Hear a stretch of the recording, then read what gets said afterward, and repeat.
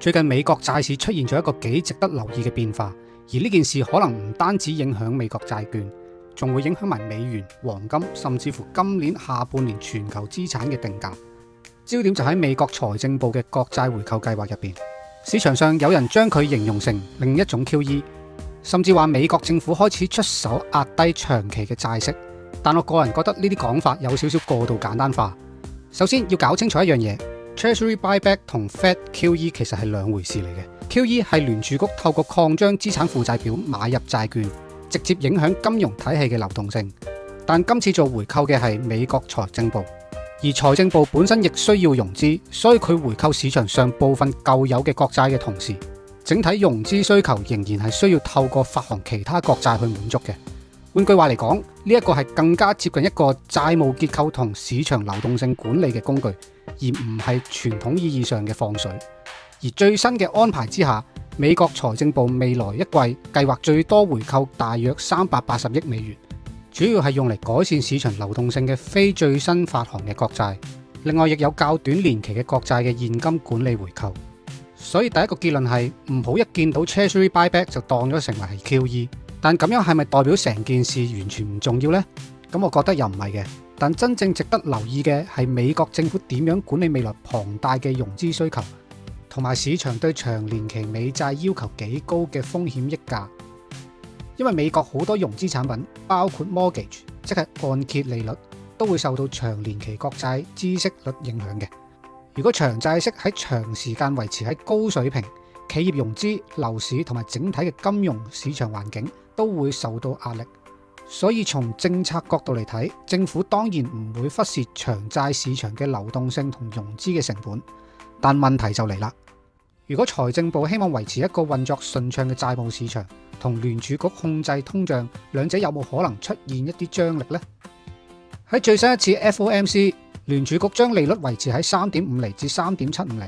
但更值得留意嘅係，已經有3位投票成員支持加息25個點子。原因唔難理解嘅，美國通脹仍然高過聯儲局2% 嘅目標，而能源同其他供應因素仍然存在不確定嘅因素。所以如果長債息自己升，其實某程度上會收緊咗金融嘅環境。相反，如果長債息明顯回落，mortgage下降，企業融資嘅成本亦都下降，金融環境重新放鬆，聯儲局就會需要考慮呢一種放鬆會唔會令到控制通脹更加困難呢？所以未來市場其中一個好重要嘅矛盾就係財政部嘅債務管理、長債市場同聯儲局嘅貨幣政策，三者同樣互相嘅影響。而呢件事點解對黃金特別重要呢？因為黃金其中兩個非常重要嘅宏觀變數就係美元同實質嘅利率。如果長債息回落，同時美元轉弱，黃金持有成本相對下降，通常會對金價形成咗相對嘅支持。再加上市場如果開始擔心美國財政嘅赤字、債務供應或者未來政策會令通脹維持喺較高嘅水平，黃金作為非主權資產嘅配置需求亦會有機會增加。所以從 bull case 嚟睇，呢件事對黃金中期都係偏正面嘅。但我要特別提醒大家，唔好將 Treasury buyback 直接就等於黃金一定要升，因為 bear case 一樣存在嘅。如果之後美國經濟數據仍然強勁，通脹繼續高企，市場重新提高加息嘅預期，長債息完全有可能再次向上。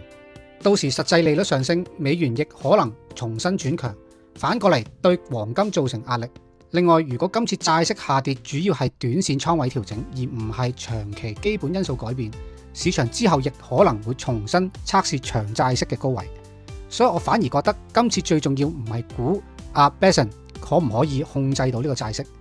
而係宏觀去觀察3樣嘢。第一，長年期美債孳息率跌完之後會唔會重新向上？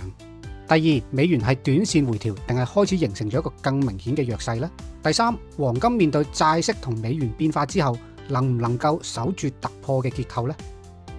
如果3樣嘢同時出現，債息向下、美元轉弱、黃金維持強勢，黃金嘅中期 bull case 自然就會更加完整。但如果債息好快反彈，而美元又重新轉強，就要小心今次黃金上升只係短線資金嘅推動。所以策略上，我唔會因為一個政策消息就突然大幅咁樣增加自己嘅倉位，我更加重視嘅係確認趨勢。方向睇啱只係第一步，入場位置、倉位嘅大小、風險回報同埋咩嘢情形下代表自己嘅判斷係唔啱嘅，呢啲先係真正決定長期結果嘅因素。尤其係黃金呢一種對宏觀消息非常敏感嘅市場，一個頭條可以令價格短時間急升，但如果你每次都追住呢啲消息去入場，好容易買喺情緒最極端嘅位置。所以今次阿 Bessent 同美國財政部嘅動作，我唔會簡單理解成另一輪嘅 QE， 我更加會將佢視為一個信號。美國長債市場、財政融資成本同埋聯儲局控制通脹之間嘅角力，可能會成為今年餘下嘅時間非常重要嘅市場主線。而對黃金投資者嚟講，與其估每一單消息會令金價升幾多，不如繼續睇實個債息、美元同實際嘅利率同埋價格嘅結構。因為消息會每日變，但真正決定趨勢嘅始終係資金點樣重新去定價。呢個先係我覺得今次最值得大家理解嘅地方。嚟緊我有一個免費嘅黃金班簡介會，如果你都有興趣去加入嘅話，歡迎你留言 DM 我，同埋加入我嘅 Patreon 群組，等你可以得到最新嘅消息。